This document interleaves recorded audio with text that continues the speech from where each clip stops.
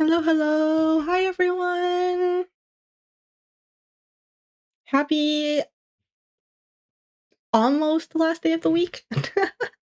How are you guys doing? Hello, hello. Hey, Beetle. Hi, Devin. Hey, Fuku. Hi, Sire. Coincidentally, you should also be back.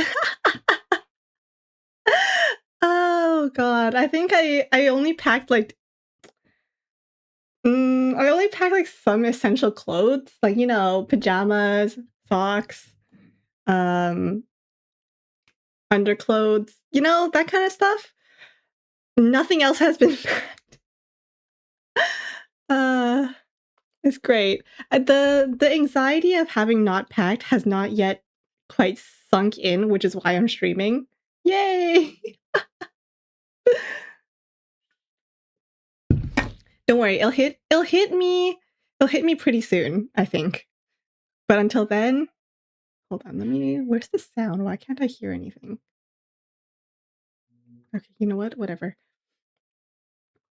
But yes. Also, it appears that my neighbors are having a gathering. So if you guys hear anything, let me know and I will try to muffle them. Look at this. Instead of packing, I am getting new furniture for my house. Look at that. It's great.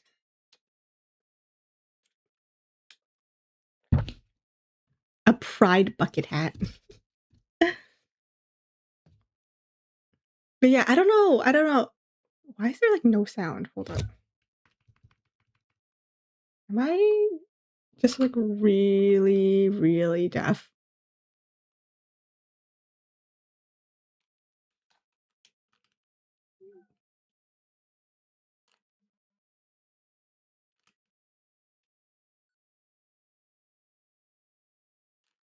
Why do I not hear anything? All right. All right, you know what? Let's try closing this and turning it back on. Surely that's gonna work, right? It's not like the game's telling me to pack or anything. That'll be ridiculous. There we go. There's the music. And you guys can't hear it. That's fine. But now I hear the music. Okay. Oopsie. Wrong thing. This one.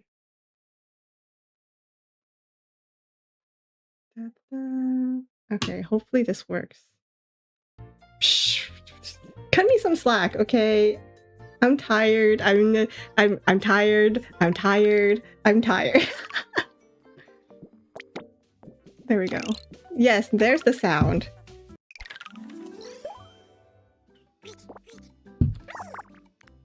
Anyways, yes. Short stream, then dinner, then rest. Maybe. I think that's going to be the... No. That's not going to be what the plan is. It's probably going to be more like... short stream, or, you know, however long the stream's going to be.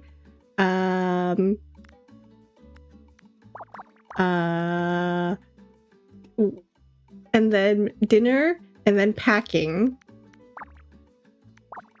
And then rest.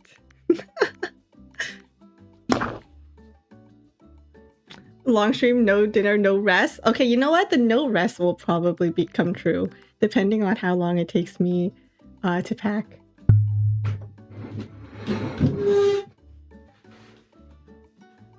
Truth to be told, so, okay, this is my excuse, okay? My excuse for not packing. My excuse for not packing is I'm not leaving yet, right? Like, I still had to go to work this week and all that. So, like, packing would be kind of premature. Like, what if I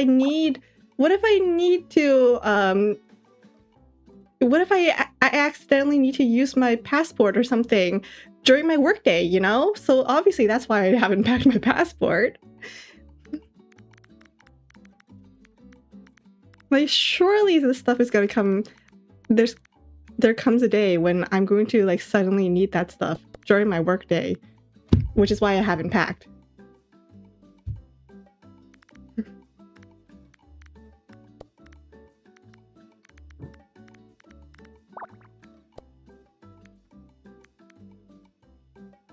Obviously, yeah.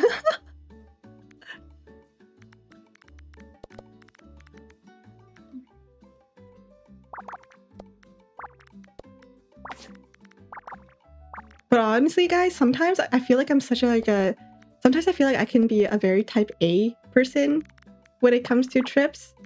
And then other times, actually in general, I can be very, I feel like, okay, the way I do things, I think I mentioned this before, but even in school, I am very meticulous, like at the very beginning. Like for example, assignments. If I get assigned like an essay, the moment it's assigned, I'm like working on it, you know? So like same with a trip. As soon as I know I'm going on a trip, I am there. I am like planning out where I'm gonna be staying. I'm planning out like how to get there, you know, the flights and everything. But then once it comes to the nitty-gritty details, I'm like, I don't really want to work on this anymore.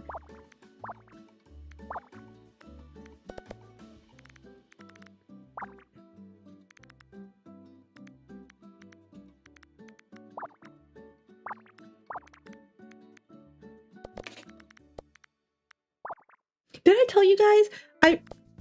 Like I said, is that a type C? Is type C a thing? I've only ever heard of type A and B. But did I tell you guys? I figured out where I was gonna stay, right?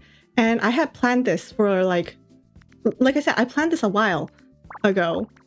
Like the moment I knew I was gonna be away, I was planning out like, you know, where I was gonna stay and everything. And then I remember this stressed me out so bad because I remember I had like an appointment or something. It was like I had like a dentist appointment, I think. So I was still in bed and I took a look at my phone and it was like there was a notification on my phone the moment I wake up going like, your accommodations has been cancelled. I was like, excuse me? Pardon? Dude, nothing got me awake faster than that. Holy cow.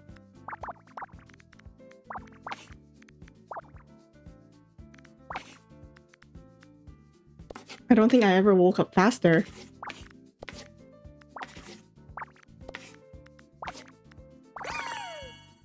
Hi, Say!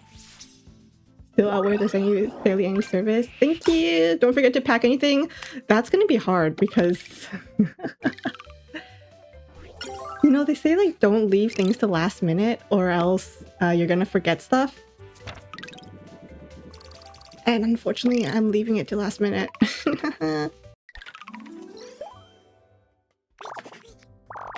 It's okay. I'm going on the trip with family, so surely whatever I don't bring, they're gonna bring, right? That's how it works.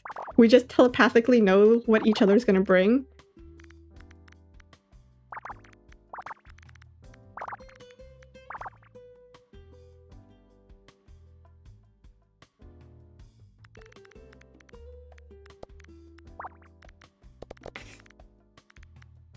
Mm, 9, 10, 11, 12, 13. You're a list maker, so packing takes too long. I actually made a list as well of things to bring. But I haven't like packed anything away yet.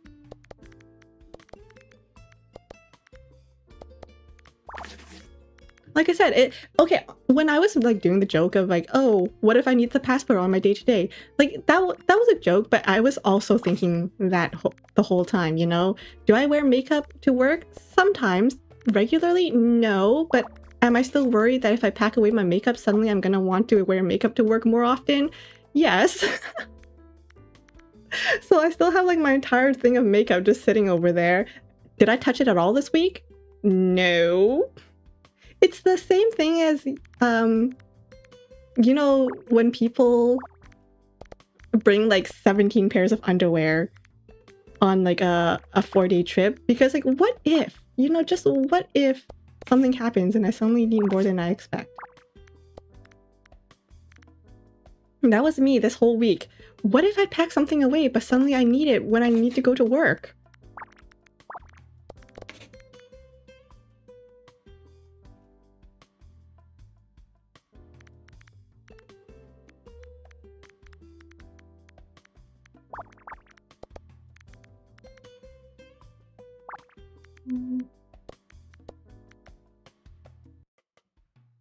You always pack your makeup on the last day. I don't even really wear makeup on a day-to-day, but you know, the moment I have to pack it away, it's like, what if? What if I do?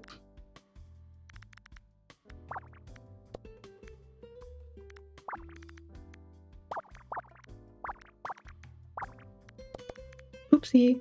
What? Did I get that wrong? Oh, I guess not.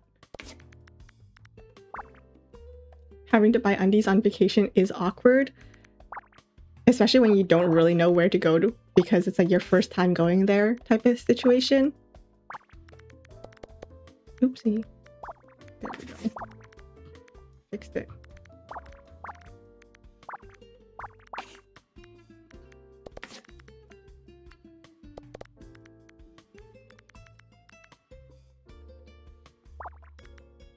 Okay. What? Oh, here. I think my mouse is like running out of battery. I might need to change it. It's like starting to lag. I remember one time I actually forgot my chargers when I went on a trip. Luckily, it was just like a weekend trip with my friend. And I was able to use her charger. But man, so I'm pretty sure, I think at that time I actually packed it into a bag and I just left the bag on my bed. I was so mad at myself.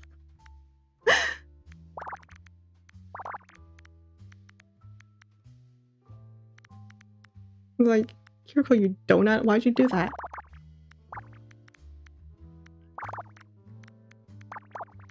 Oh my god. Hello? Okay, hold on. Let me see if I can... if I have a spare battery in here somewhere. Imagine all the lost in translation moments. Okay, the nice thing is, I do have my phone. Oh, I don't have a spare battery. I used it already. Dang it. It's okay. I guess I'll just struggle through the puzzle. And hope it doesn't lag too much. Speaking of like just having my phone... Oh god, I remember... Hello? I remember the days when I didn't have a phone, or you know back in those MapQuest days or whatever, or having to use like a paper map. I remember my dad having like a paper fold-out map of our city in the pocket behind the passenger seat, and having to like pull that out anytime we were potentially lost. Printing out the directions. Here's the thing. Growing up, I didn't have a printer and I didn't have a computer growing up. I mentioned this a few times. But I didn't have one. So what I would do, I think my earliest technology that I was able to actually like put my hands on as a kid was my dad's iPod Touch. And as I got older, what was it? Having to go somewhere, like once I got old enough to like go on my own and not have like my dad drive me or anything, I remember actually either writing out the directions by hand or trying to memorize the directions.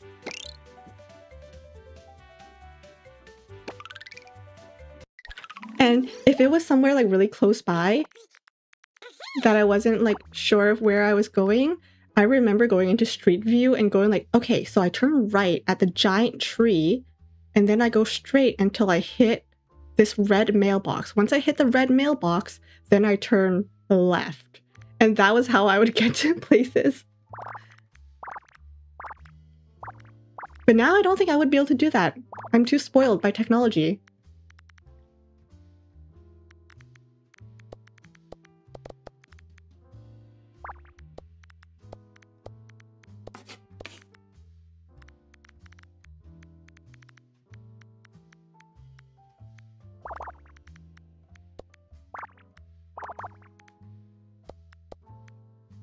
First thing you bought as a teen was a laptop and one of those USB GPS receivers. I don't even know what my first purchase ever was. I don't think I ever really bought anything big once I started making my own money. Oh.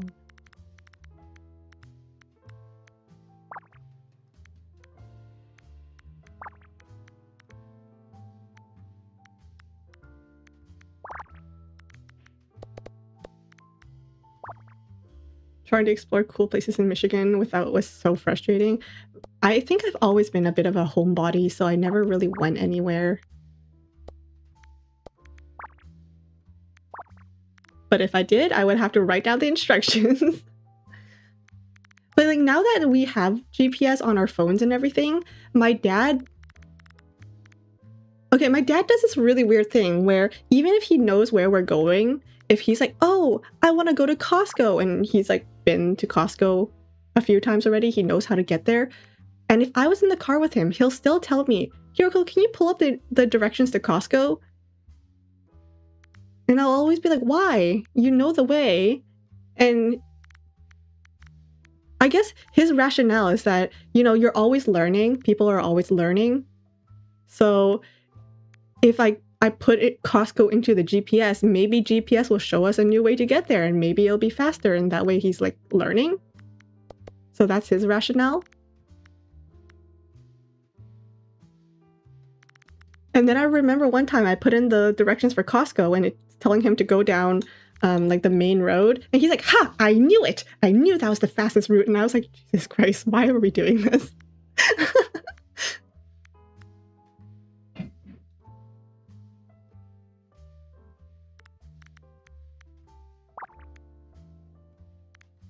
See, if I knew how to get somewhere, I would still put it into GPS, you know, just maybe I'm remembering wrong. But no, he's putting it into GPS so that he can, I don't know, prove that his way is faster? I don't know.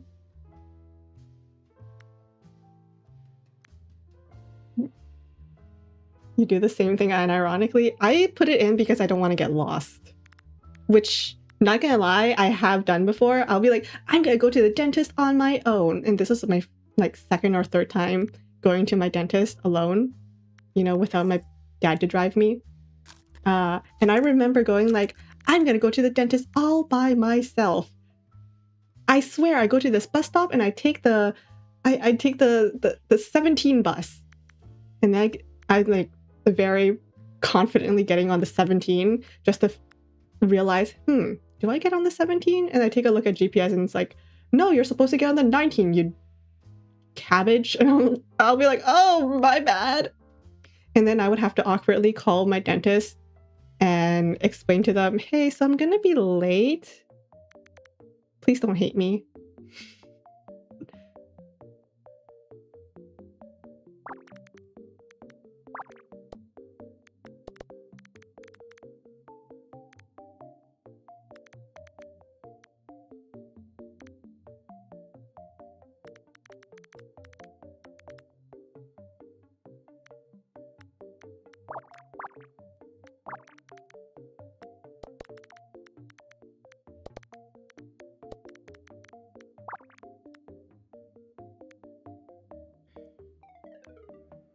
You hate going to the dentist alone now as an adult. It's kind of depressing.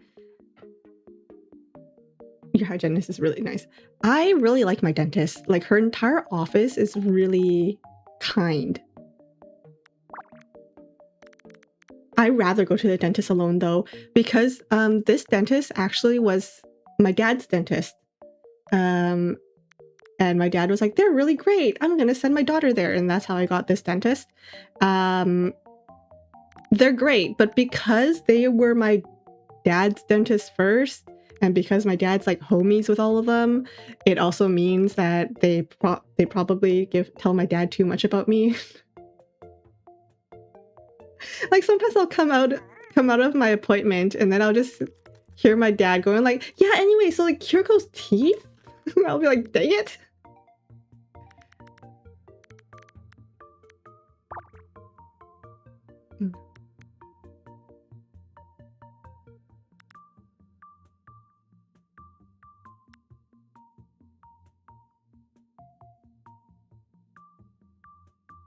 Thinking about it, you don't even know what you're doing. It's comforting. It's I think putting in GPS coordinates or like putting in a location into the GPS, despite knowing where you're going, maybe it's because you don't want the blame of getting lost. That way you can blame the GPS if you ever get lost or are late for something.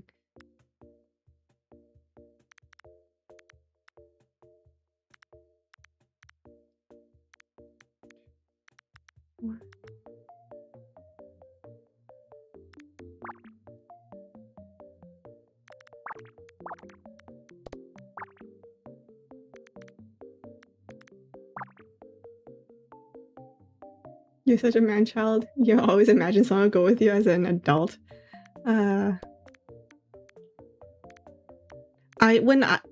Even now, from when I was a kid to now, anytime I go to the dentist and once I sit in the dentist chair, I always sit on my hands. I think it's like a comfort thing for me.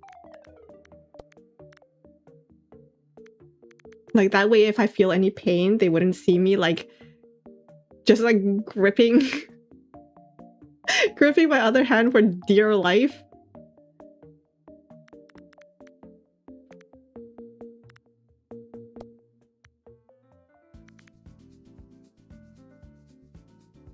Two or two.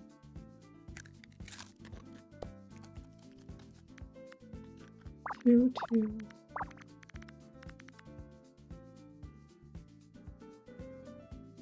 The family dentist and psychologist. Ugh.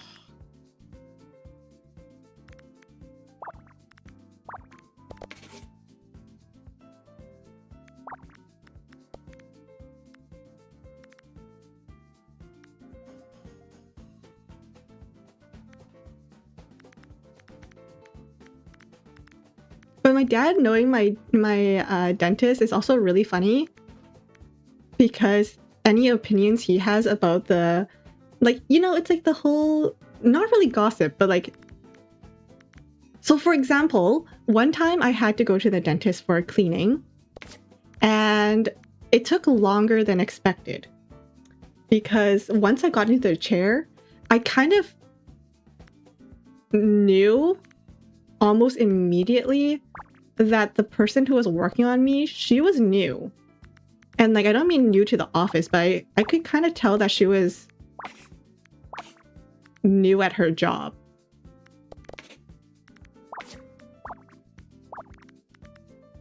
Like, she didn't do anything wrong. I didn't feel like in pain or anything, but I could just kind of tell that she was new.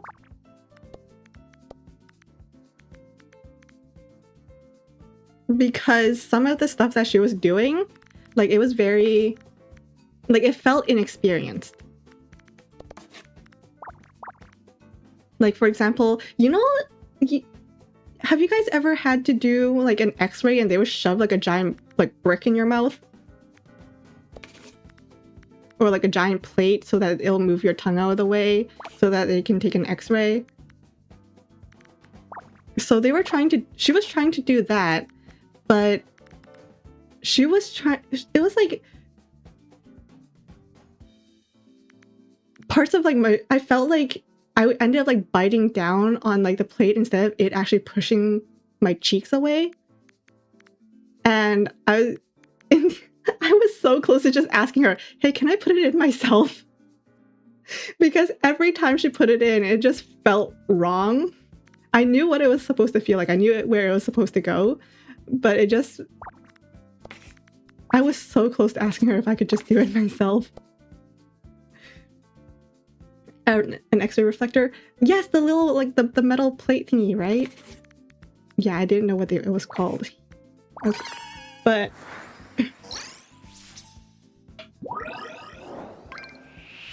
she was trying so hard, bless her soul. She was trying so hard, but like it just wasn't going where it usually went. But so the moment once like she put it into a place where she thought it was like fine, I would just, and she would turn away, I would just kind of like reach up and use my tongue to push it to where it was supposed to go. And then when my dad came to pick me up, he was like, "Why? What took you so long? Oh my god, that took forever." And I had to explain, well, you know, they were doing an x-ray, so that's probably why. And he was like, "That's it? That took you that long?" And I was like, "I'm pretty sure the girl was new." And my dad goes, "Oh, I think I know who you're talking about. Was she like kind of young? She had like the round glasses and I was like, yeah, her." And my dad goes, "Oh, that's so annoying." I was like, "Dad." Because my dad is a very impatient man. He's always like, you know, go. I need to go to work. I need to work on this. I need to work on that. So the fact that it took me a while, he was kind of annoyed. And then he just kept going in the car. He just kept going like, "Oh, she doesn't know how to do this. She doesn't know how to do that. Oh, that's so frustrating that you got her." And I was like, oh my god. Because personally, I didn't mind. I don't mind when like optometrists and like dental people and stuff. I don't mind if they have like new people working on me. But clearly my dad did. No, she didn't hurt me. It was just she was just inexperienced is all. Like when the whole cleaning went smoothly. It was a bit slower than usual, but the whole cleaning went smoothly. But the fact that I said, "I think she was new," my dad immediately clocked who I was talking about.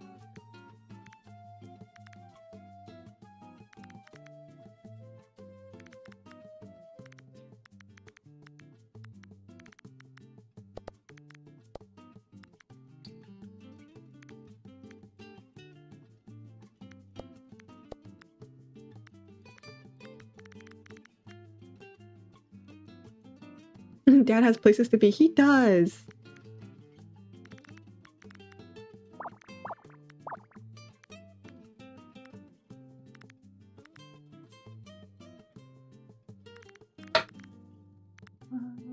I stuck a white.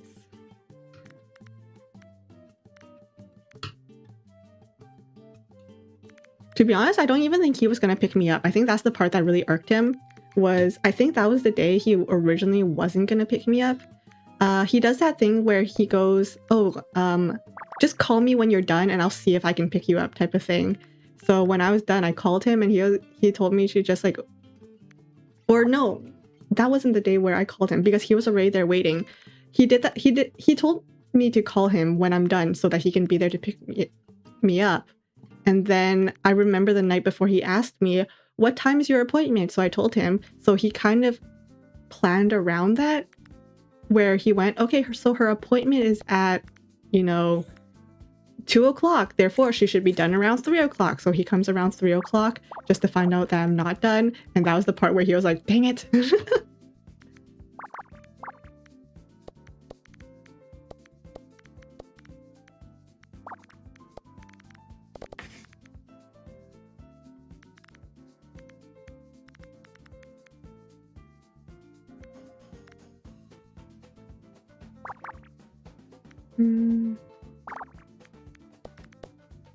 No, I don't think.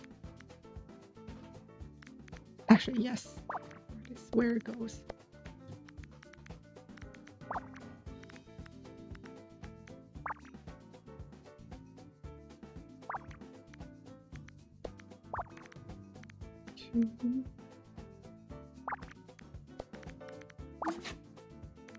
Here we go.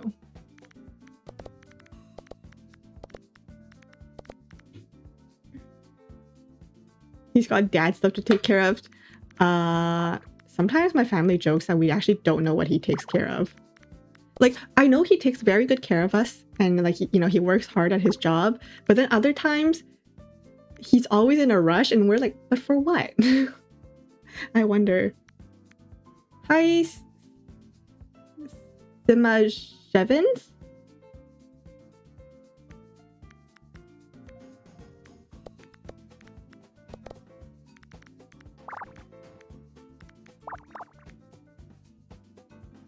That's the part of the joke was calling it dad stuff. Yes, there's... I don't know. Is that just the thing? It's kind of like once you become a mom, you get the superpowers of being a mom. You know, you can touch like a hot pan without flinching. Meanwhile, the moment you become a dad, you suddenly have dad stuff to take care of.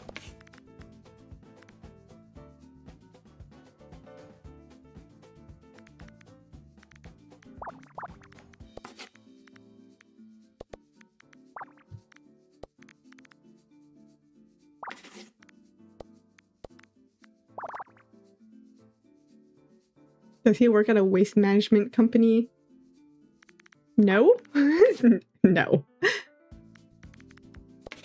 I don't think he would be able to work at a waste management company because he probably won't throw anything away. He'll probably look at the waste and go like, hey, I can use that for something.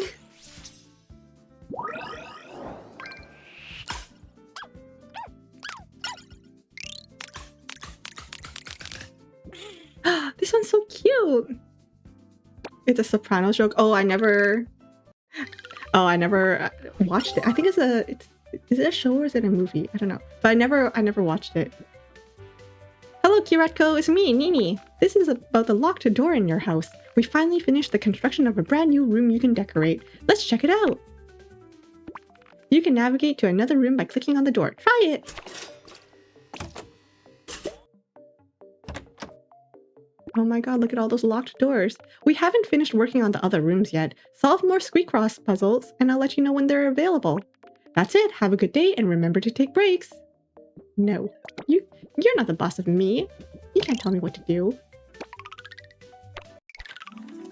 It's a show about the mob. Mobsters always work in waste management or meat processing. Is it? I'm doing well. How are you?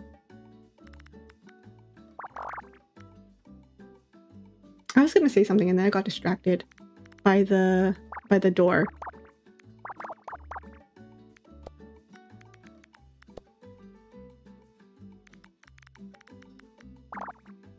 What was I gonna say? I hate it when that happens. I get distracted too easily.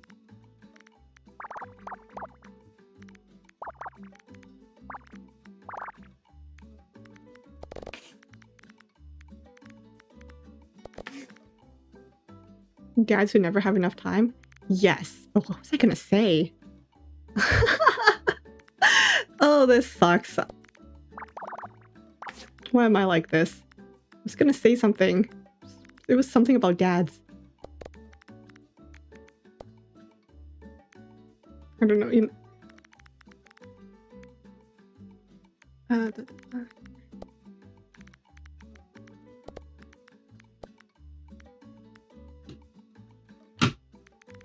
You know what my dad, what we always joke that my dad does? We always joke that my dad loves making shelves. Because, like I said, my dad will just, like, find something and, like, he'll be like, oh, I can do something with this. You know, like the... Oh my god, my mouse. You know, the whole thing where, oh, I'm gonna save this because I might need it in the future. That kind of thing. But my dad does it with, like, scrap wood. And he'll use scrap wood to make shelves.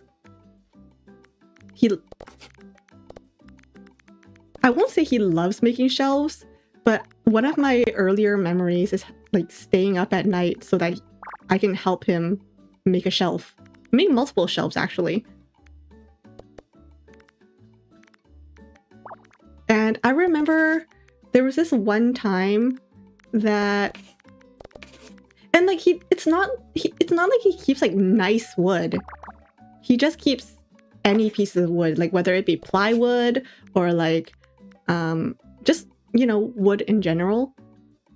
And I remember one time we had like a living room table And my sister wanted a bookshelf, but our home is too small for it. Our home is too small for an actual bookshelf. So it was like, okay, but what if we put like a tiny little bookcase shelf thingy like over the desk? It's kind of like this. So it's like, imagine this is our living room table. The wall is on this side. And what if we just put it like a little bookshelf, like just on the table, like right here? That way we can still sit on this side, like her on this side of the table, me on this side of the table, and we'll just be able to work like that. Why is my mouse really, really not working? Okay. So we were like, okay, let's go. I'm sure we'll be able to like find stuff. And then we come home from school and it's just a bookshelf made out of it's just a bookshelf made out of plywood, and it's like painted white and it's not even like multiple coats, it's like one coat of white paint, so you can still see some of like the wood underneath. And remember, this is plywood, so you can still see some of like the chips and everything. And my mom was so upset because remember I told you guys about like the whole my mom versus my dad functionality over aesthetics situation.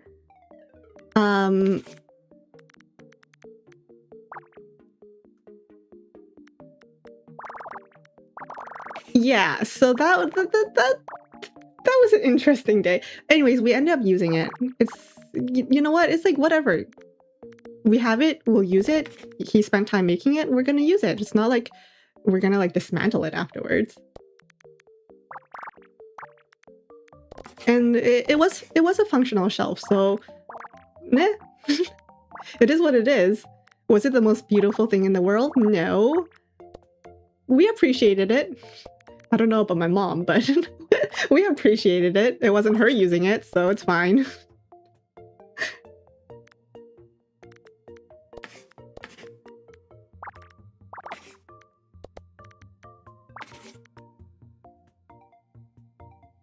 My mouse. Okay, you know what? This is really annoying me.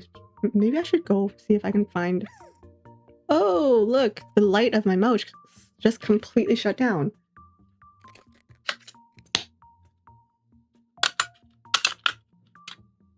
I can always throw in some wood filler and get another coat of paint.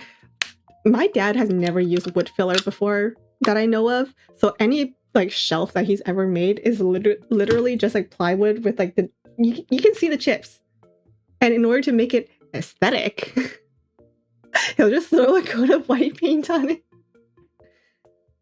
Okay, actually, let me see.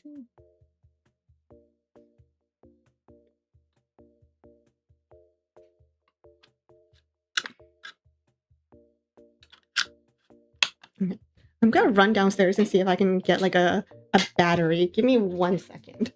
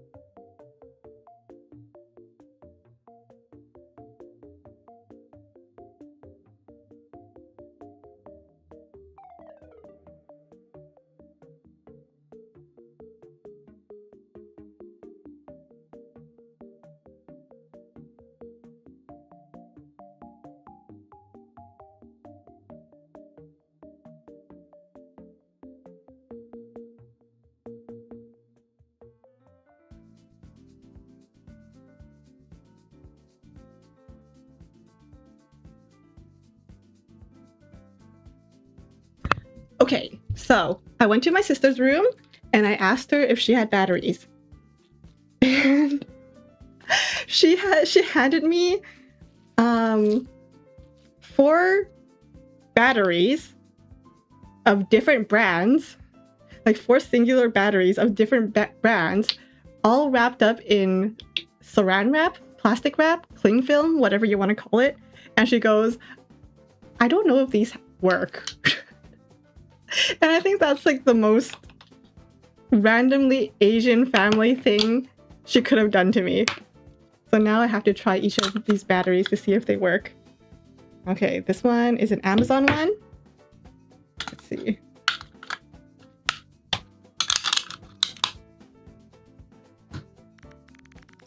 Okay, I think this is working. Let's see if this one holds out. Let's go Amazon.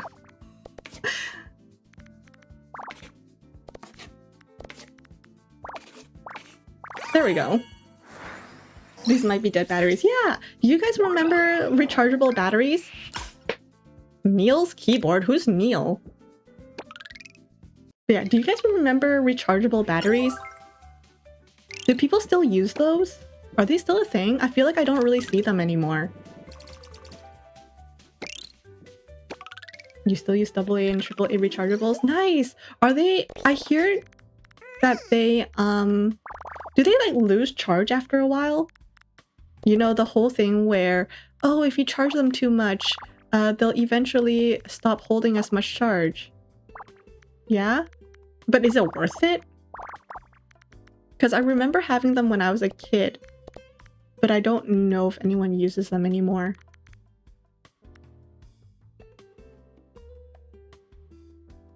Charge them right before you use them. Ah.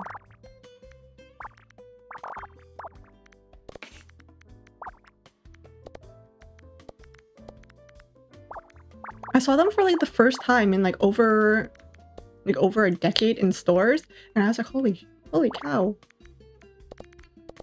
I didn't even realize they still made these, and turns out they did. So I was contemplating getting some, but the only thing is they don't last long enough in is wireless mice and keyboards. Well, that's what I was going to use it for, so maybe never mind.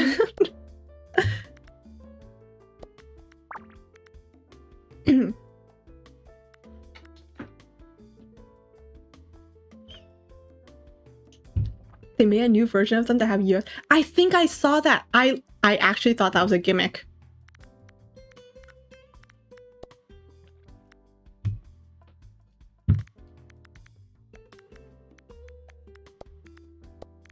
Technology is about to go crazy.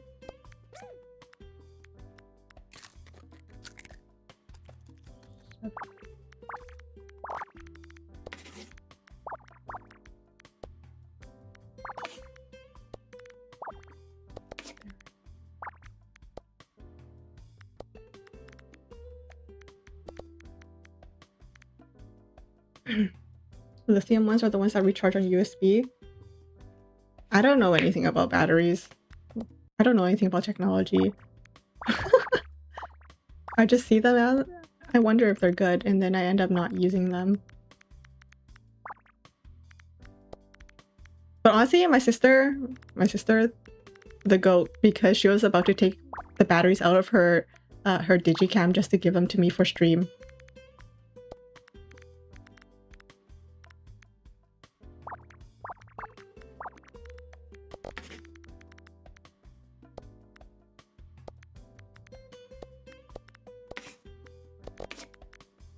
She's in the middle of packing right now. Use your old type rechargeable in your keyboard. They last 3 months. Normal lasts 6 months. Your wireless mouse though was like 3 days. Oh no.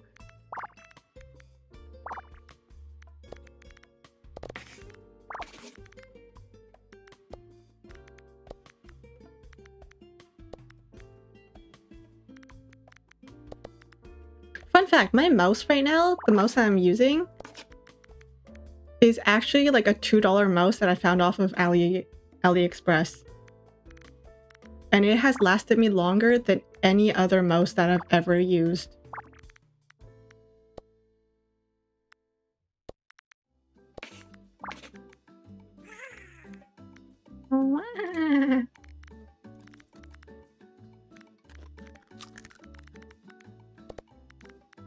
And then I remember in high school I had a friend who was, for some reason, she was going through mice. Like, she was going through one mouse every like 3 months. And she really liked the mouse that she was using at the time, which is why she kept rebuying it. and I was like, hey, let me put you on something. And then I bought her a $2 mouse off of AliExpress. And that mouse lasted her until now. I think she hasn't changed her mouse since. So it's been like over a decade, I think. No, it hasn't been over a decade. It's been close to, I think. I don't know. Wait, when was I in high school? When was I in high school? Whatever. Oops. We're jinxing everything tonight. We might as well, because apparently I searched up the mouse on AliExpress again, and it's like up to like $12 now.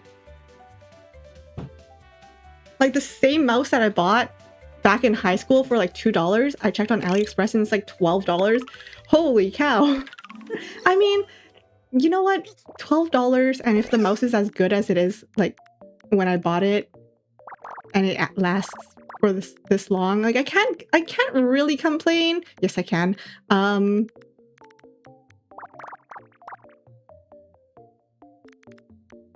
But man, the price up.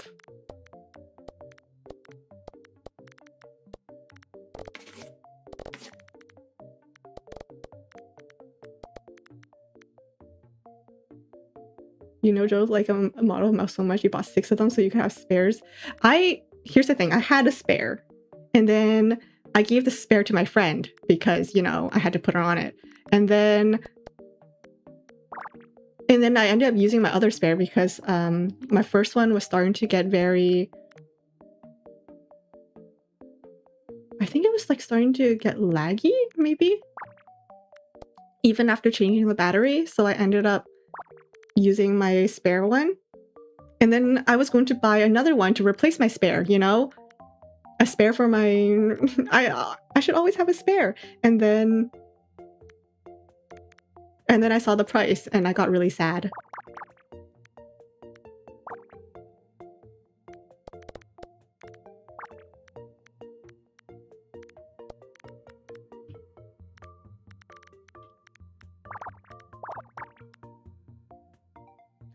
I did something wrong. What did I do? You know what? Restart. Start over. Unk check. Oh my god, I can't believe... Have you guys kept any of your yearbooks from high school? If you've gone through high school?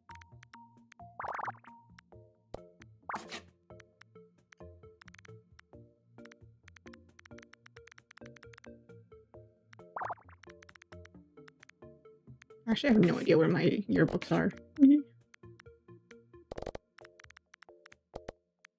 Mouse inflation. It was a mouse last made in the year 2000, so some of them are 26 years old. 26 years old. The year 2000. You know what? I'm not gonna think too much on ages. That's gonna... Thinking about ages.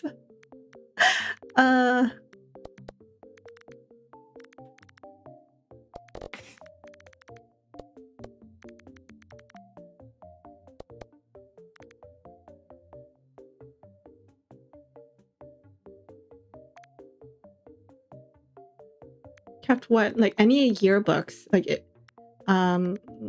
like, you know, middle school yearbooks, high school yearbooks. I don't know. I feel like a lot of people put a lot of stock in their yearbooks, but I feel like I haven't done enough in high school for me to, or like in any sort of school, to actually have any stock in my yearbooks, which is why I actually have no idea where any of my yearbooks are.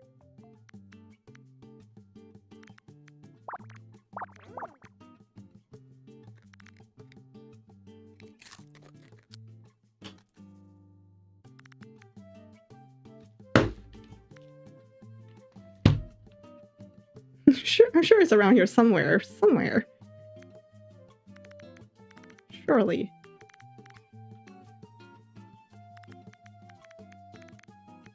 I do remember one of my teachers was retiring by the time I was graduating. And I remember that out of everyone ever, I wanted him to sign my yearbook. I really wanted him to sign my yearbook. I don't know why, because it's not like I was really close to him or anything. I think it's mainly because he was always just a presence in my school.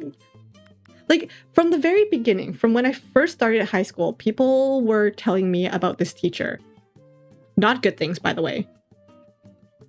Just that, you know, he was like really strict and, oh, he doesn't care like whether or not, like, you know, you cry in his class or not. He will make you do the test. And if you fail, you know, he might laugh at you. You know, that kind of thing. But then I went to school. So like, even before I hit high school, I was hearing all these stories about him. But then the moment I went into high school,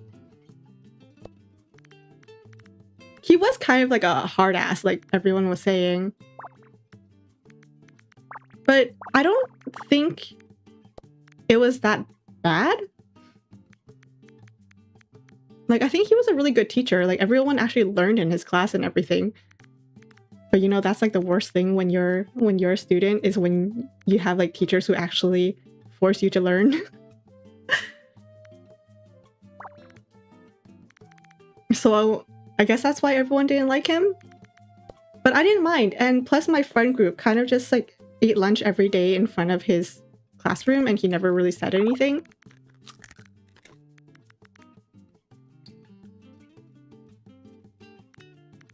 So yeah, I think even though he didn't play a huge part in my like high school years, you know, he was a big enough role. Oh shoot, wrong. So when I knew that he was retiring, I kind of wanted him to sign my yearbook. And then I remember picking up my yearbook and running down to his classroom to see if I can get him to sign my yearbook. And I get there and he had already left, and he just had a note up there going like, "Okay, bye, never coming back." And I was like, oh my god.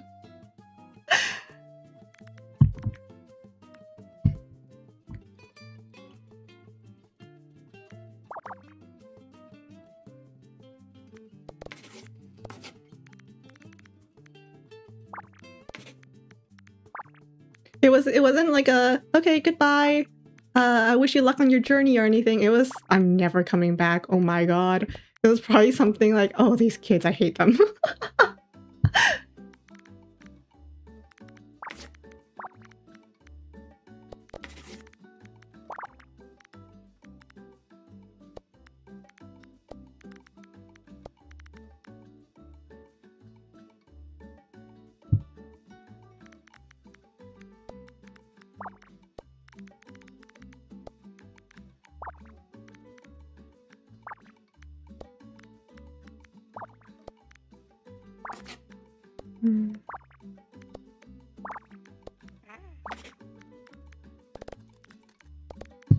You had to Google what an unk check was.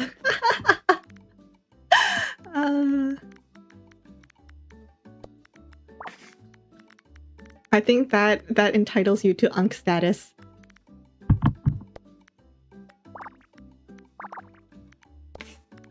A free voucher to unk status.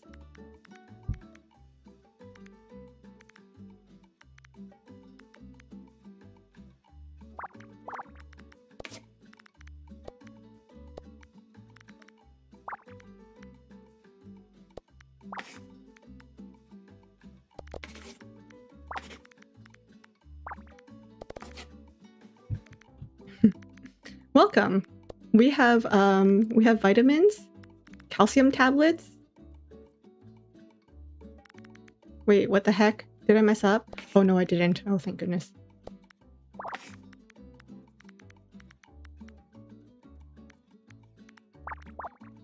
I would have been quite upset if I had to redo it again. There we go.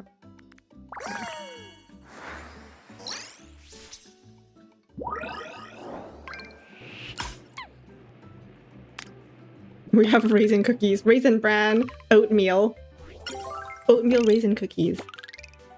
Oh, I've actually called 911 from my school before. And then I panicked and I transferred the call to a teacher.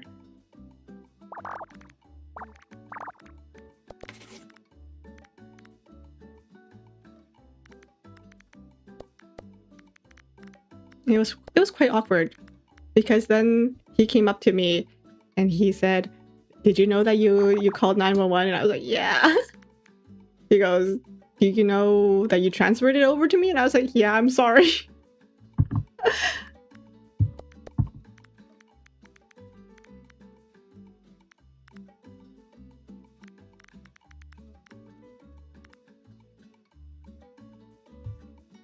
Thanks, Google AdSense, George Costanza. I don't know who that is.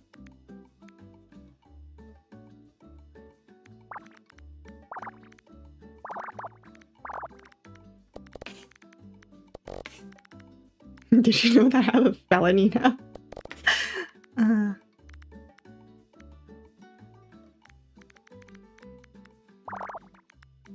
No, but he was very understanding, I think. Hopefully he doesn't hold a grudge against me. He's just sitting there at night going like, "Oh, that darn Kiriko."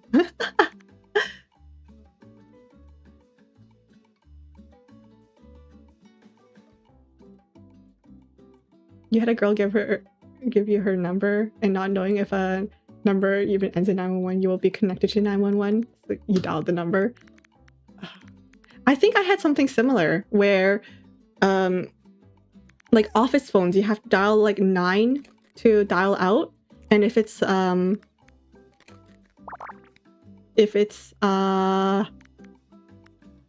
an international call, you have to dial the 9-1. And so honestly, it was kind of the teacher's fault because he gave me that number. He wrote down the number on the piece of paper asking me to dial that and then transfer it over to him. So he wrote that number, but he had already written the 1. So he wrote like 1 and then area code. So not realizing that he already wrote the 1, I dialed 9-1 and then I dialed his 1, and that's how I got connected to 911. So honestly, it was his fault. It was his fault that I went through that.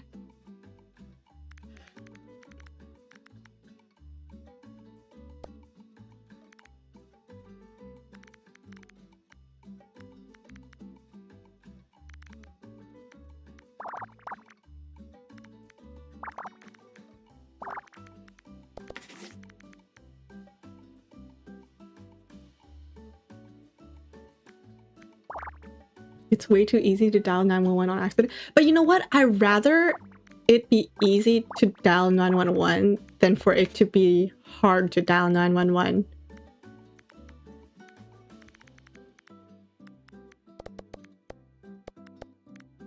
Because at least if you accidentally dial 911, you're able to explain to them like, "Hey, I'm sorry, this was a mistake."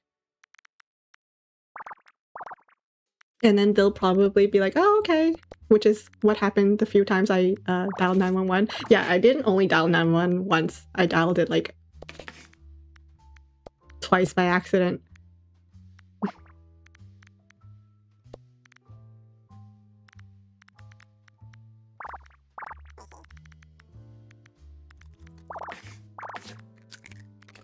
When I was working at one of my first office jobs and I was doing reception,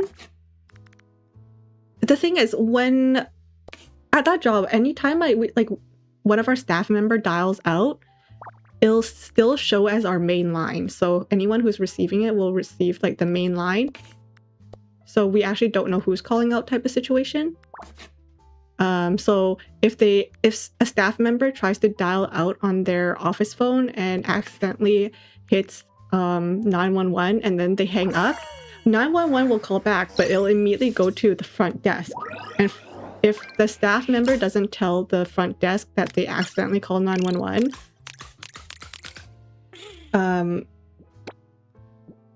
then we can't confirm to 911 that everything is okay. And that's when they deploy 911.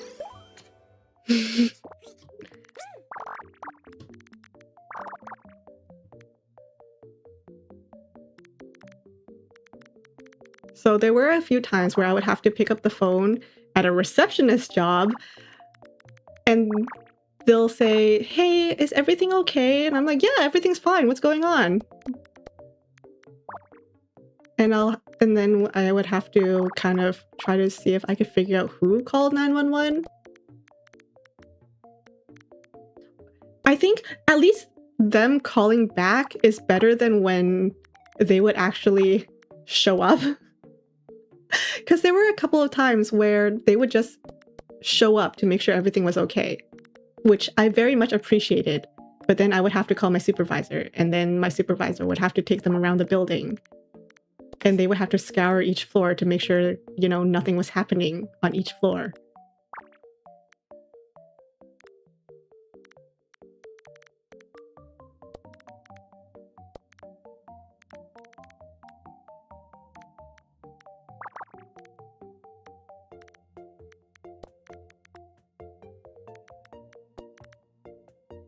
Could you imagine? We sent you a text verification code. Enter it into the 911 website to be connected to an operator. Is it true that some places now have, like, text an operator? I think I saw somewhere that, like, in some places you're actually able to text 911, which I think is actually pretty smart.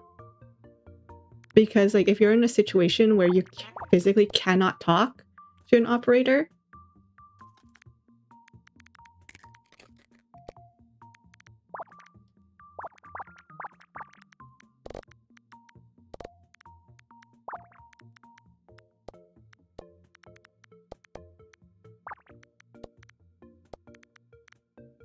Yeah, you can text that. Is that I wonder if that's, like, everywhere or if it's just, like, specific. You know, I always found it interesting how the 911 was able to know where you're at. Because I hear those stories, right?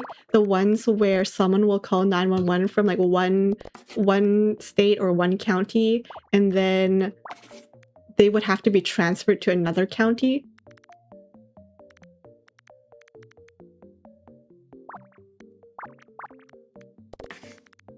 Like, I'll hear those stories of or those documentaries where they'll put the sound of someone talking to 911. They'll be like, "Hey, I'm at Jane Doe Way," and the operator will have to tell them, "Oh, give me one moment. I'm actually gonna transfer you over to, um, you know, the 911 dispatch that Jane Doe Way is actually on."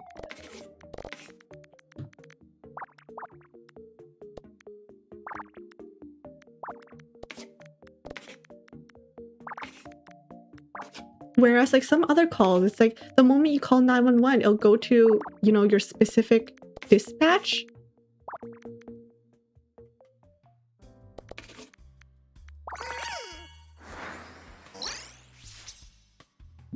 I don't know how that works, but that's some fancy technology stuff that I don't understand.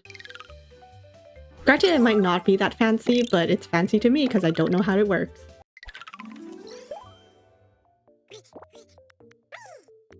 The nearby antennas. Okay, that actually sounds smart.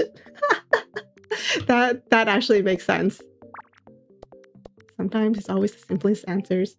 Got a good story. You worked in a 10-story building doing catering, came into the building for your shift, and the fire alarms were going off, and everyone's leaving the building.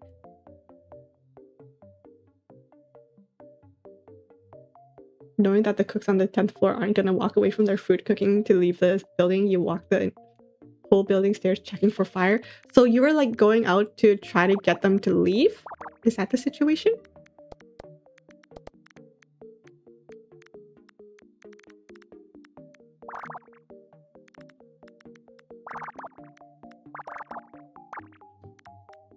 My current job actually has, like, dedicated staff to do that.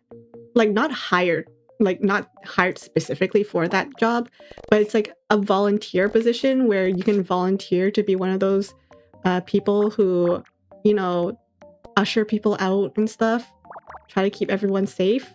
And I got voluntold into that position. Dang it.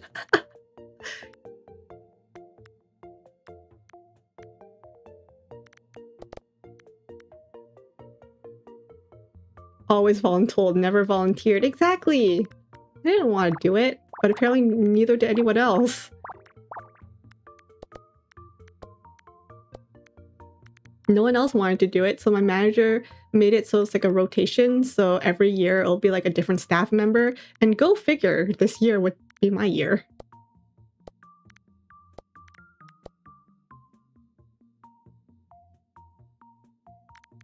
Hello, a hillbilly redneck country cow.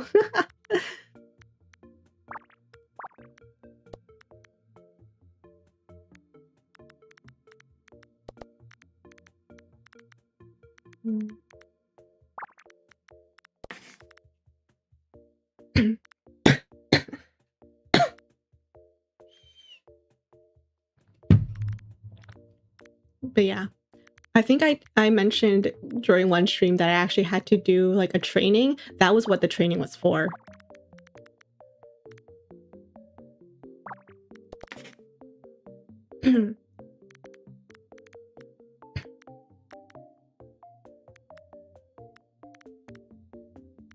Thank you, thank you.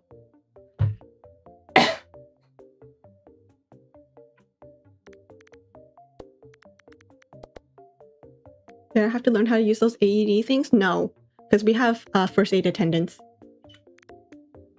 Honestly, there are some jobs where I wouldn't work.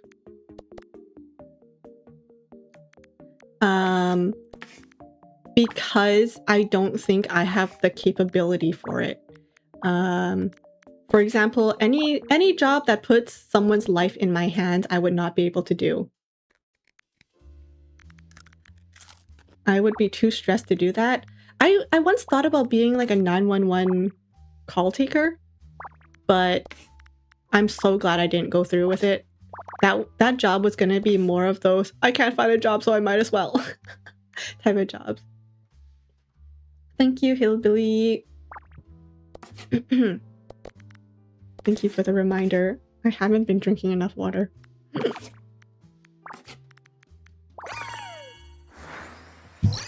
Like, I wouldn't want to do a call taker. I wouldn't want to do like a first aid. I did have my first aid certificate for a while before it expired and I never renewed it.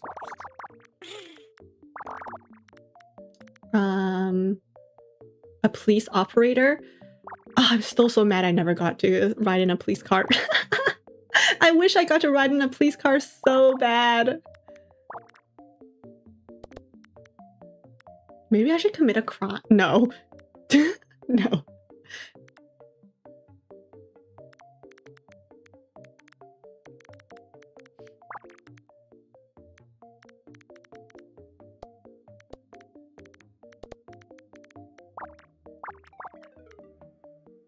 You narrowly ended up in air traffic control? Holy cow. It's crazy stressful. Yes, because you're kind of like doing any sort of like call center job is already stressful, but when you have to do it while also managing other people's stress,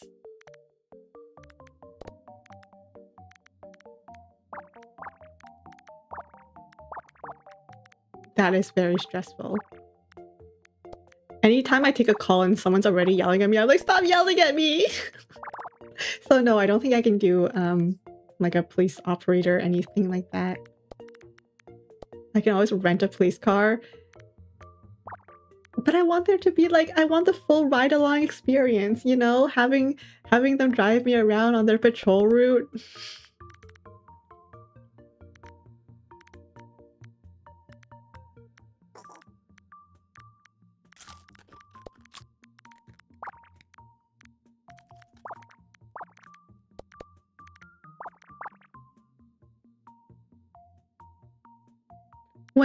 Sometimes I watch those crime documentaries and they'll put in the person's 911 call into the documentary. And the comments are always stuff like, oh, that That 911 operator is so bad. She should be fired. How dare she talk to the victim that way? Or how dare she... Doesn't she know that this person's like really, really stressed out? And I hope this person got punished for the way they took that 911 call and da-da-da-da. And I just wonder, that can't be good for... Taking those calls are so stressful. I think everyone just needs to step back whenever stuff like that happens and realize, yes, even if the way they took the call didn't seem like the kindest, sometimes that's the way it has to go. Their main priority is trying to get information. They're not really there to make you feel better. They're there to get information so that the police and emergency services can get there promptly and safely. And if the person is too busy, like just screaming and crying on the phone, sometimes the operator will have to, you know, be extra firm because the police need to know what they're getting into.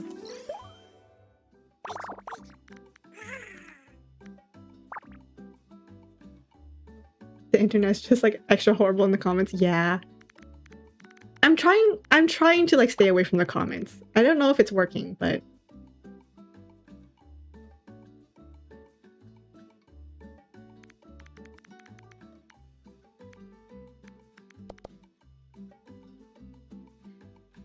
you would get fired as a police operator since your intrusive memer thoughts would win in the end.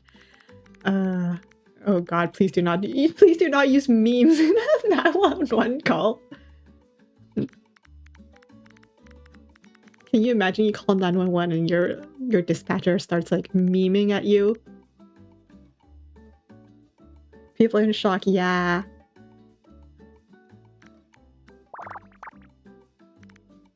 And part of like taking a call from someone in shock is that you take on some of their emotions, I think.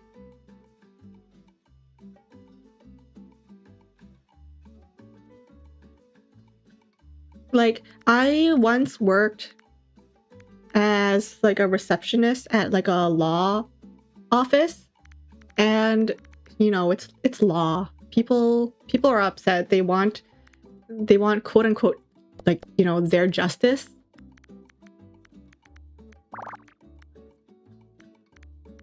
So there were a few times where like I would just pick up a call and it's just really frustrating. You know, they're frustrated, I'm frustrated. Luckily my boss was really understanding, and after like calls like that, if I told her about it, she'll tell me to go take a walk, clear my head. Like there were a few times where I would like leave a call and I'm like shaking, even though it's not even like an emergency call like it is for like 911. That job was kind of what made me go like, I could never do a 911 job.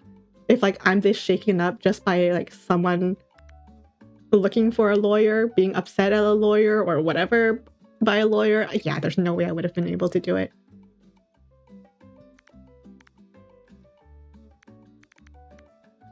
In fact, I would probably be traumatized by like the first week.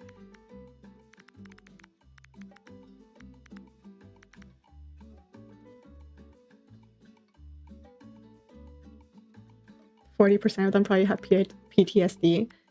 I mean, if you're calling into 911, you're probably gonna leave with something.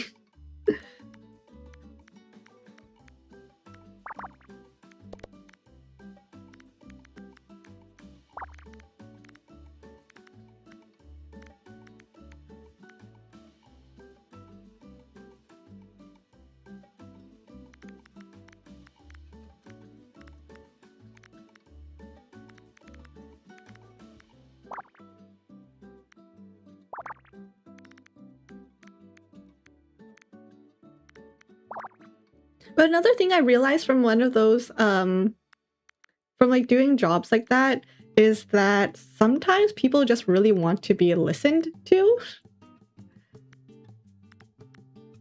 Isn't that a lesson? people just want to be listened to. Because there were a few times where I would pick up a call and then they would just yammer on and on and on and on. And I was just like, okay. Like, they're not being hostile or anything. They're just talking for the sake of talking. And I'm like, you know what? Fine. You want to talk? I'll let you talk because, you know, I'm still doing my job. I'm still, you know, getting my hours. It's not like you're being mean or rude or anything to me. I'll just let you talk. Because at least this means I'm not taking like an angry call or anything. So I just let them talk. And then usually they'll just like end the call with like, okay, thanks, bye.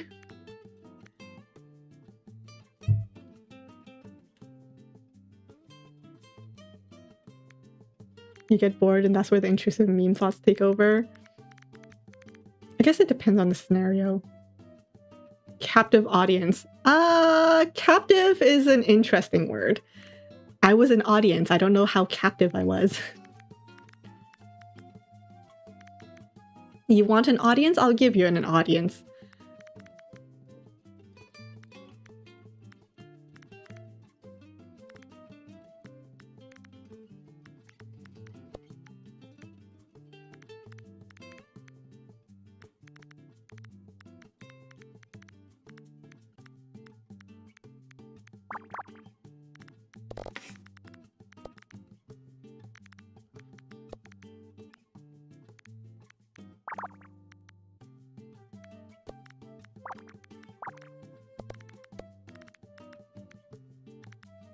Bunny therapy. What if the bunny is the one who needs therapy?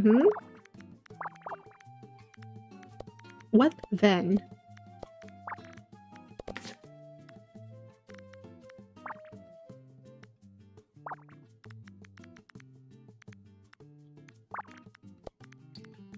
My coworker is trying so hard right now to convince HR that we need to have like puppy day for the well-being of the staff, clearly.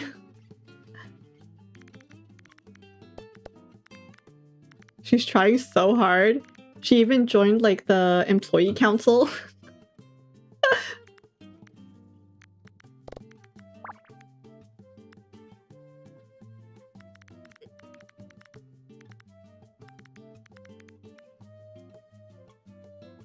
Puppy day, hope no one's allergic to dogs. That's why HR hasn't implemented it. It's because they don't want any, you know, liability if anyone is allergic.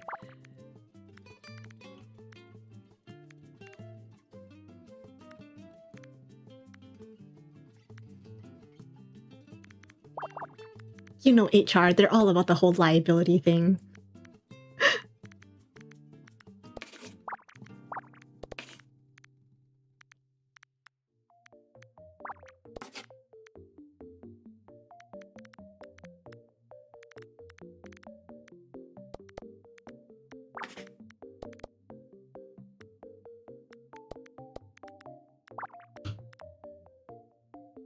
Did I tell you guys about the time I started a job and like on my first week of the job I got called into like HR? That was really stressful. I'm like, I'm just a baby.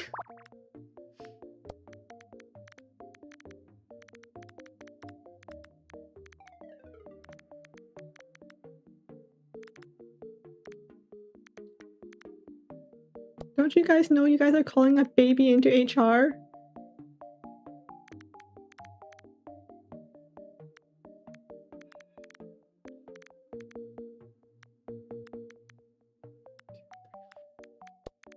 No.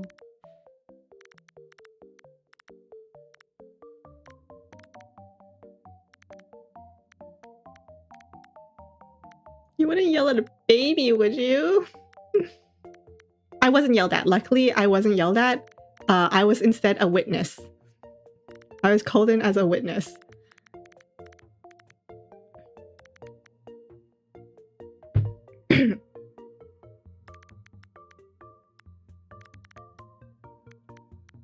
Why am I stuck? 3, 1. Oh, got it. This.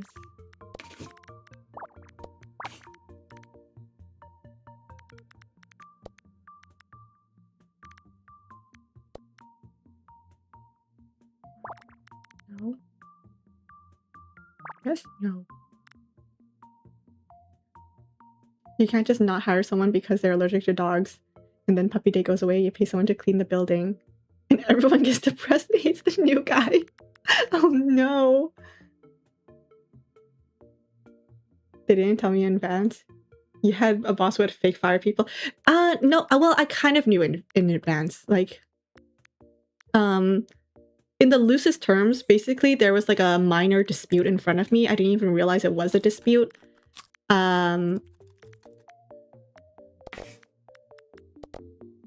But there was a quote-unquote dispute. And then, I guess it got to the point where one of the people in that dispute actually went to HR about it. And then I guess HR reached out to my manager to tell my manager that, hey, we're gonna need Kiriko to come in because I heard that she was there. Can you just confirm if she was there, and if she was, let her know. Thanks, bye. So then my manager did call me and go like, hey, did you see this? And I was like, yes. Okay, great, because HR is gonna want to see you. And I was like, okay, great. It was not great.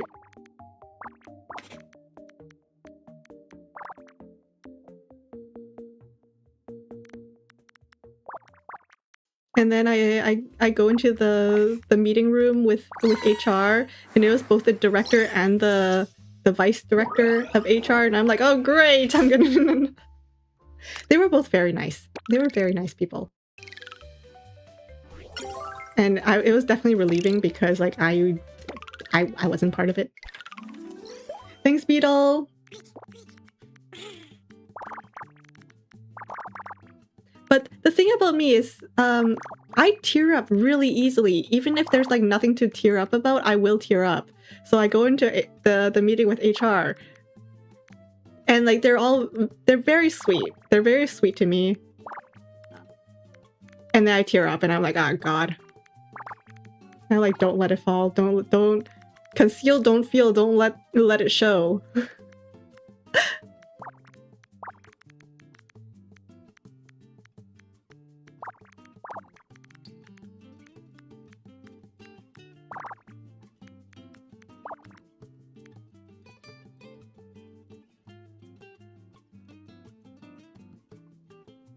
This manager would be all serious and say, hey, can we talk in private for a minute? Then she would get...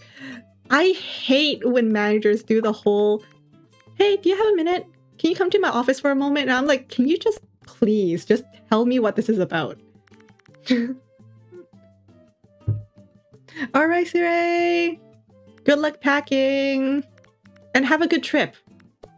Enjoy your trip.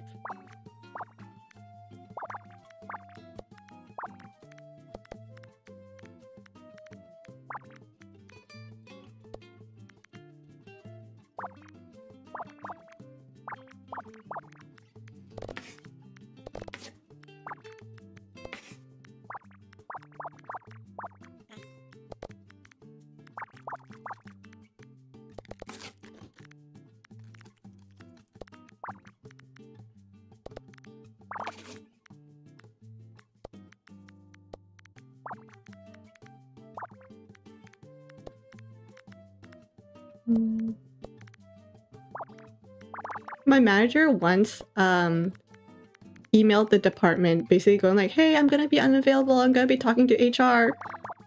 So I went to my coworker and I said, I was joking, I said, I'm gonna get fired because, you know, my manager's going to go see HR.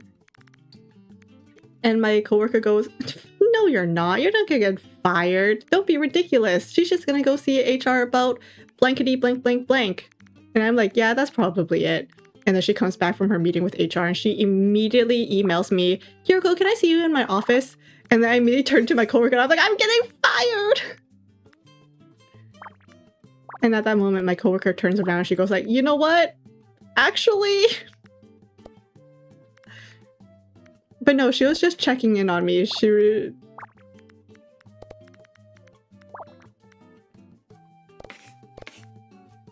But that was so ominous. I legitimately was sweating going into her office. Don't be literally telling everyone you're going to HR and then coming back and telling... Girl.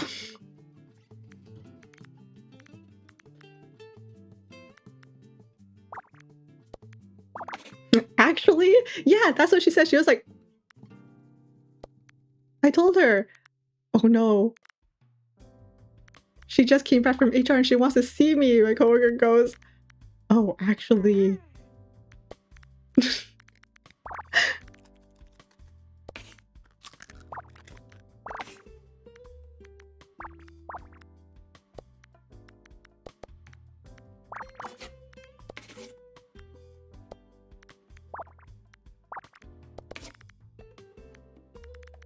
Managers are just chat trolls.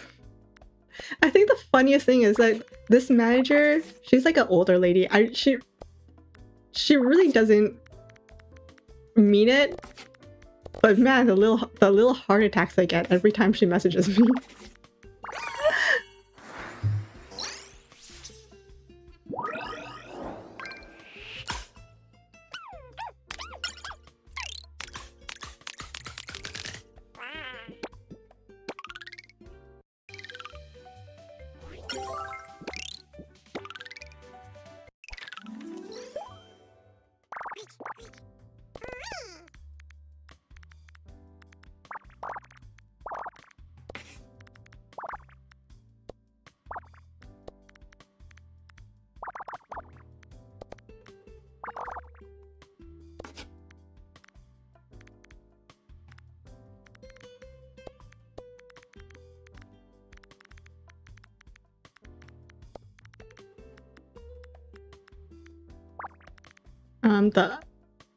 These last couple of days I was doing like expenses for my manager.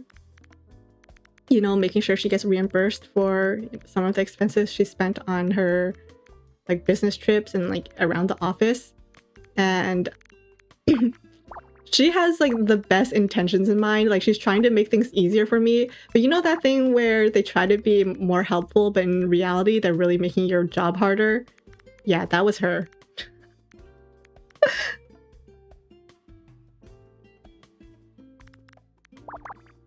She tried, bless her soul, but, you know. I was like, do you have the receipt for this? And she went ahead and she tried to print it out herself. And it just really wasn't formatting correctly. And it had like none of the pertinent information that I needed, like taxes.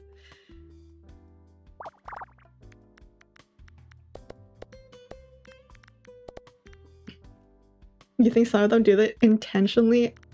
I mean, here's the thing. Some managers could be doing it intentionally, but I feel like they wouldn't be doing it intentionally for their own expenses, you know? Like, if they're the ones getting reimbursed, I'm sure they want their money reimbursed enough that they wouldn't screw me over for that.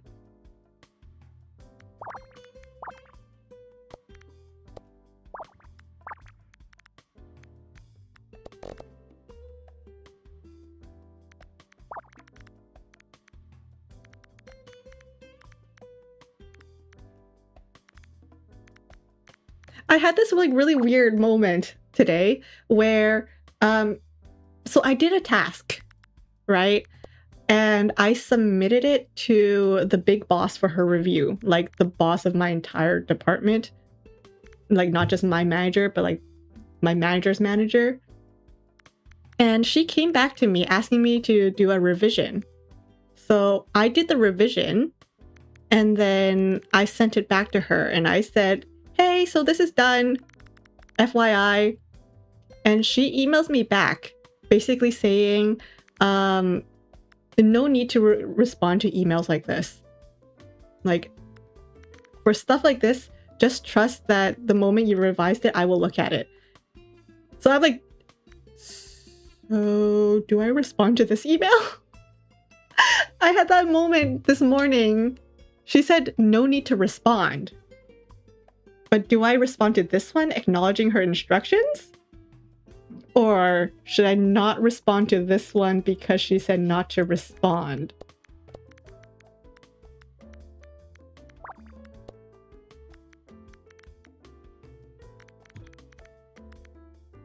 I ended up not responding I hope that was the right thing to do. I hope it wasn't just some test and I just like flunked it and now I'm getting fired.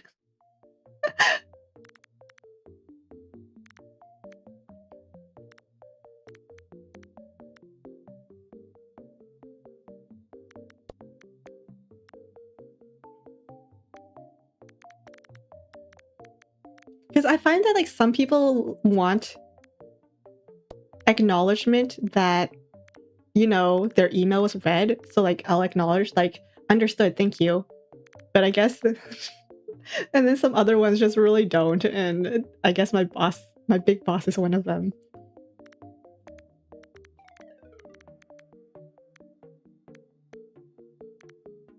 But you know what? Whatever she wants, whatever she says goes.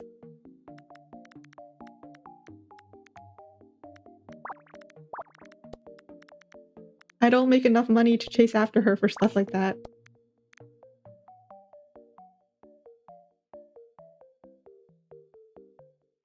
Ask if she can see when you've reviewed the email from her end, because it's comforting to see acknowledgement that you've read something.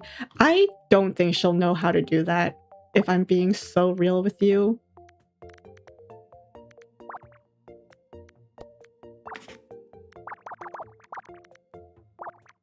She still doesn't know how her Outlook calendar works. She still uses a paper calendar, so I really don't think she...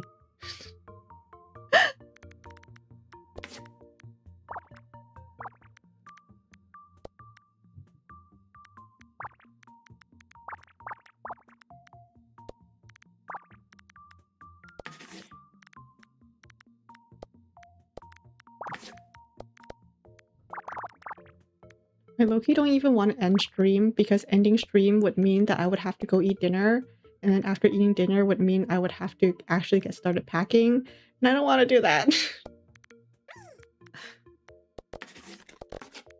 Help!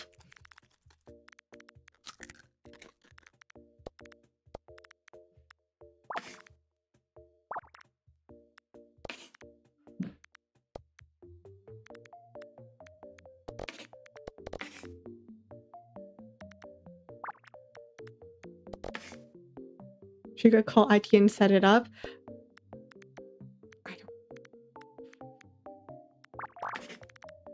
Would she call IT? I don't know.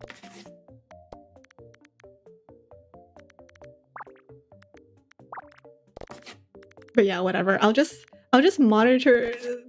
I decided I'm just gonna like monitor the item that... The heck? Did I mess up?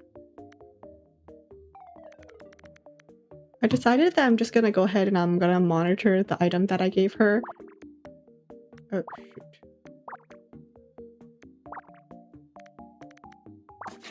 Uh-oh. Did I mess up? What did I mess up? Oh, shoot.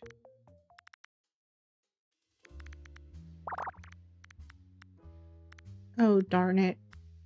Did I mess up? Restart.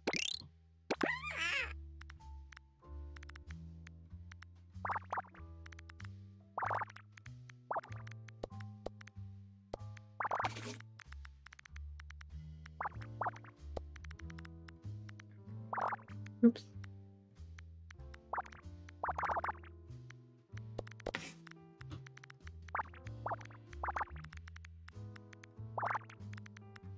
I had like a really weird moment this morning with my dad, where he goes, "So what are you doing this weekend?" Dude, I'm going on my trip. What do you think I'm doing this weekend? Aren't you driving me to the airport?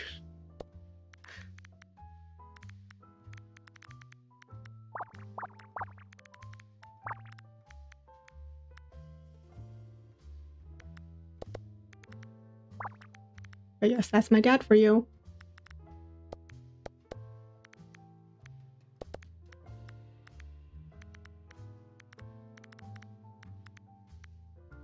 Dad was about to check out for the weekend. Please don't. Please don't. He was gonna drive me to the airport.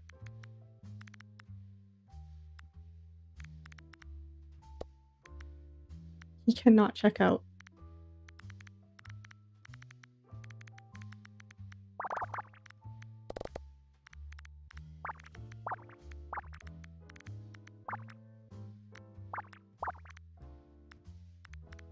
Not especially since, like, my brother's not going on the trip, so he's gonna have to figure out...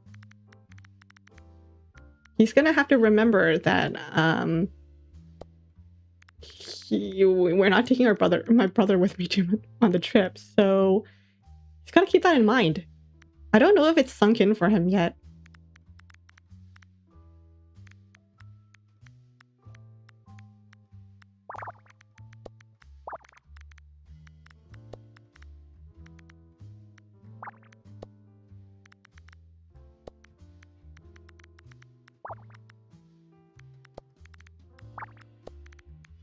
Okay. You know what? This one's going speedier. Did I really make a mistake early on? And then, like, that just, like, messed up my whole mojo?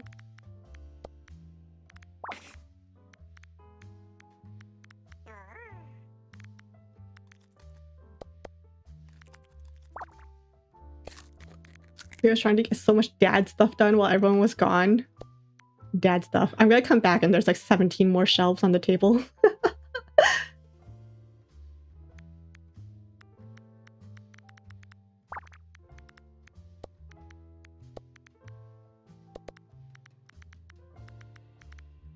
Can you imagine if I came home and there was like a couch? That would be like the plot twist of a century.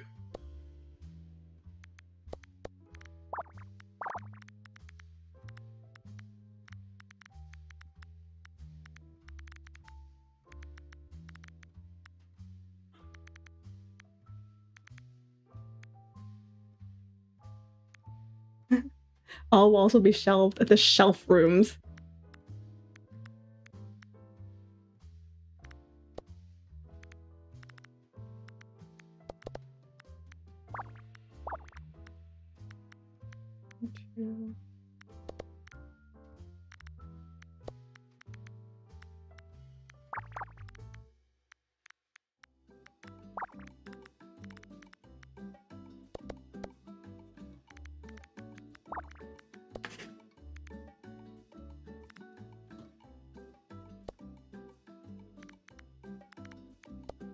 I remember I have a shelf in my room. It's a very small one, and it's an IKEA one. And I remember building it and then telling my dad that the instructions tell me that I had to install a rail and then attach the shelf to the wall so that, you know, it doesn't fall.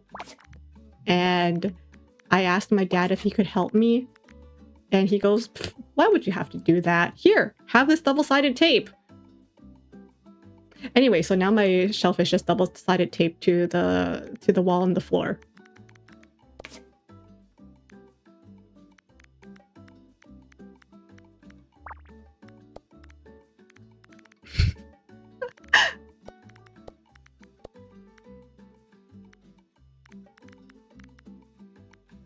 Back in my day,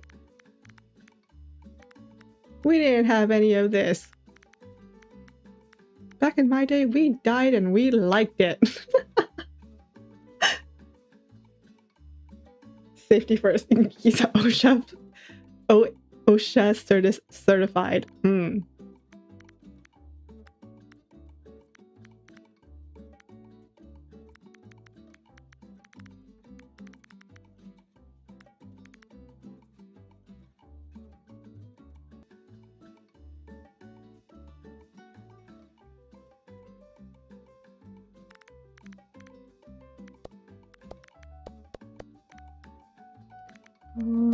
Oh shoot, no.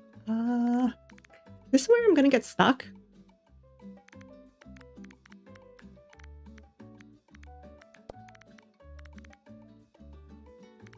One.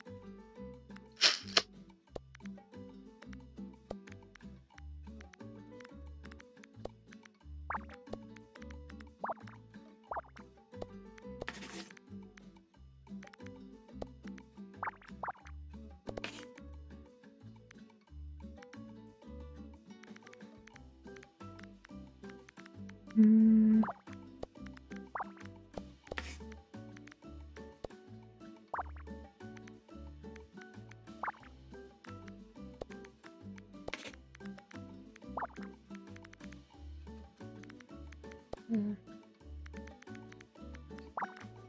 so close. 1, 2, 3, 4, 5, 6, 7.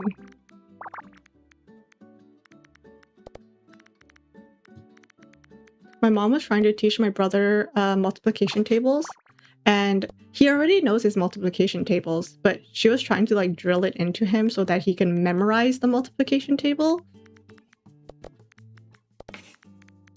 And in Chinese, we don't say like 2 times 3. We say 2, 3. So like 1 times 3 would be 1, 3, 3. So she was drilling him on the sevens. So like 1 times 7, 1, 7, 2, 7, 3, 7, 4, 7, 5, 7. And then of course the moment she gets to 6, I could see my brother's face just...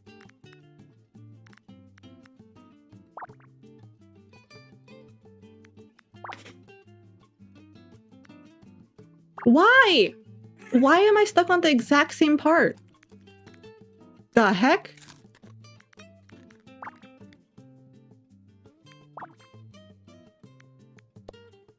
the heck? How am I stuck on the exact same part?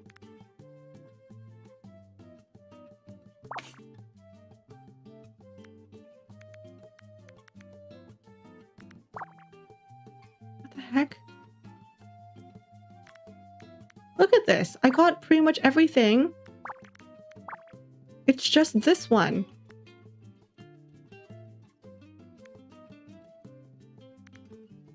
One. You hated memorizing the multiplication table? I had like a tiger of a math tutor. Why? What the heck? Hell no, I'm gonna finish this. It's the last thing I do. Here I thought I was doing so well.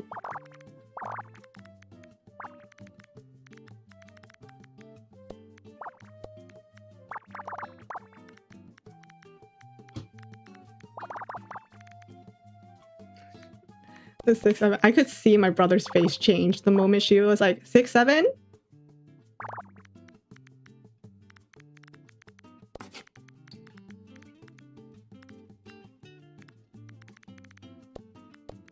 One, 2, 3, 4, 5, 6, 7, 8, 9, 10. 1, 2, 3, 4, 5, 6, 7, 8.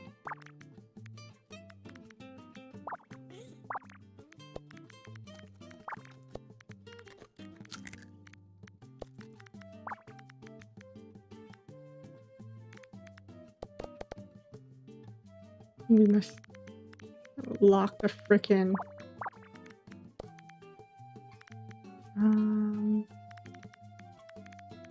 1, 2, 3, 4, 5, 6, 7. 1, 2, 3, 4, 5, 6, 7. 1, 1.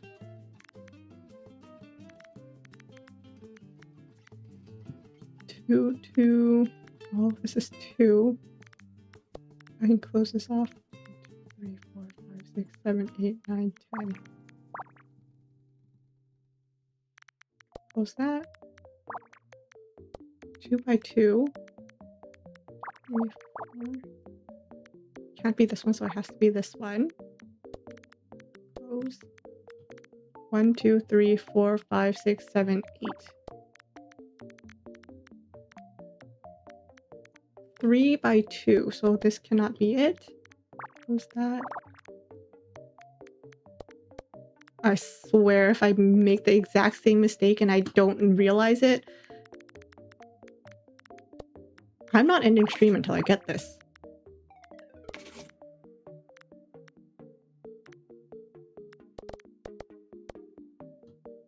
Three.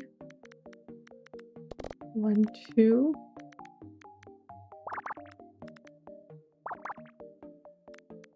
8. 2.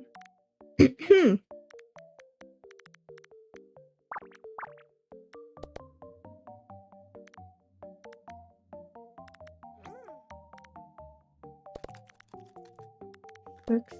1, 2, 3, 4, 5, 6.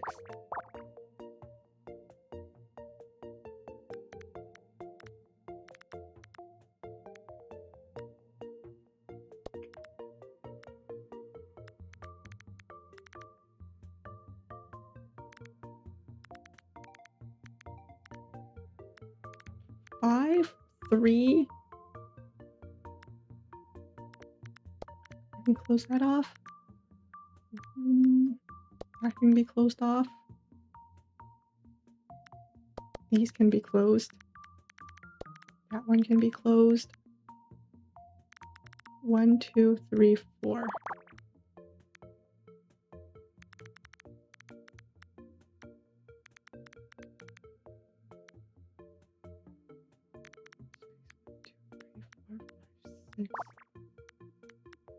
Close. 1, 2, 1, 2. That can be closed. 1, 2, 1, 3. That can be closed.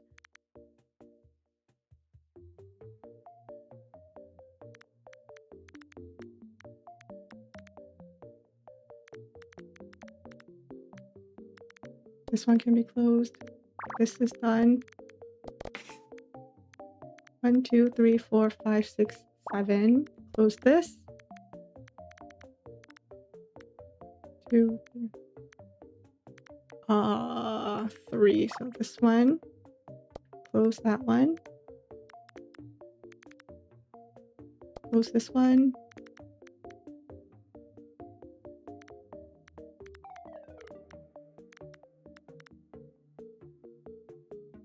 Two, 4. 1, 2, 1, 2, 3, 4.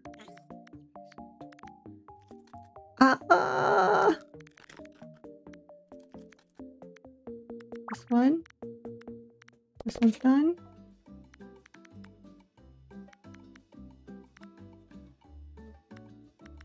Oh, here. Close this one. And then this one can be closed. This one. This one. Close this one. This one. And this one. This one. 6. 1, 2, 3, 4, 5, 6. 1, 2, 1. Oh god. This one better be correct. 1, 1, 2. 1, 2, 1, 2, 1. 1, 4. Close that off. Close this one off. Close that up. 1, 2, 3, 4, 5, 6, 7. Close, close, close. Close this one. 3, 1. This one, this one. Okay, this one, this one.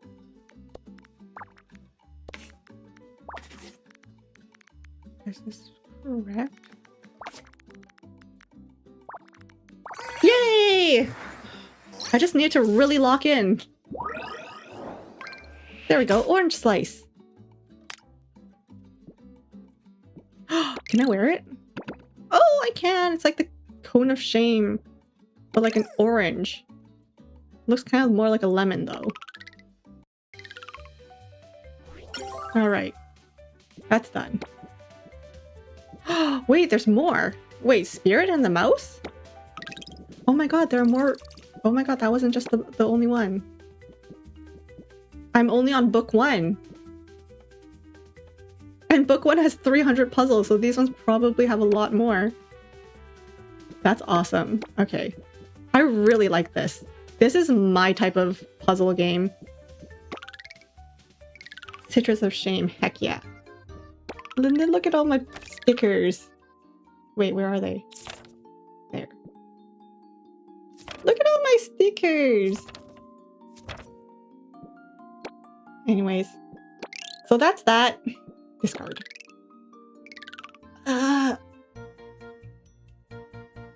Okay, good yappy stream. I need to go eat dinner and then I need to go pack. Wish me luck in packing. Oh my god. I don't even know what I need to pack. It's okay, I'll go through my entire like day-to-day routine while I'm packing. Anyways, thank you guys for being here. I hope you guys had a good time. I had a good time. It's always a good time yapping. But yeah, you guys probably won't see me for the next week. Like, streaming anyway. Have a good rest of your day, good rest of your night. Bye-bye. So hungry.